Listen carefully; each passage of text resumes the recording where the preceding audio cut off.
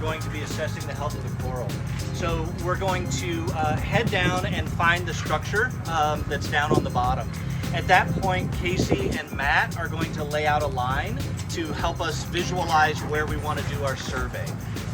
Once that line is laid out, I'm going to be coming along with the assessment sheets and then finding the corals, measuring them, and then doing a health assessment on them as we go. The thing that surprises people the most is that coral's actually an animal. I think most people look at it and think it's a rock, or they might even think that it's a plant because it's got the soft tentacles that comes out oftentimes during feeding. So it's an animal, and it's essential to the benthic habitat and the ecosystem on the bottom. It's a foundational part of the coral reef, and it's essential for diversity of life.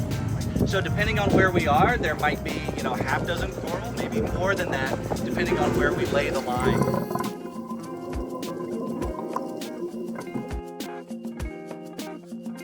Corals provide some coastal protection in terms of shallow water areas that protect us from some of the ocean surge that comes in.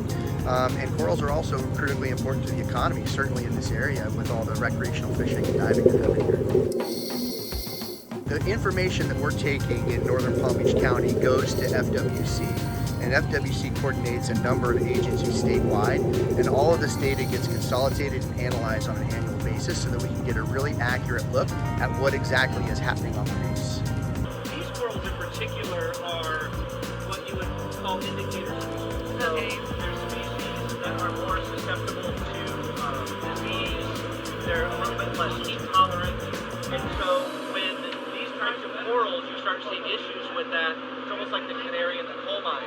And all of these species that we saw today were doing really great. Oh, good. So that's really good news for the Palm Beach County reefs.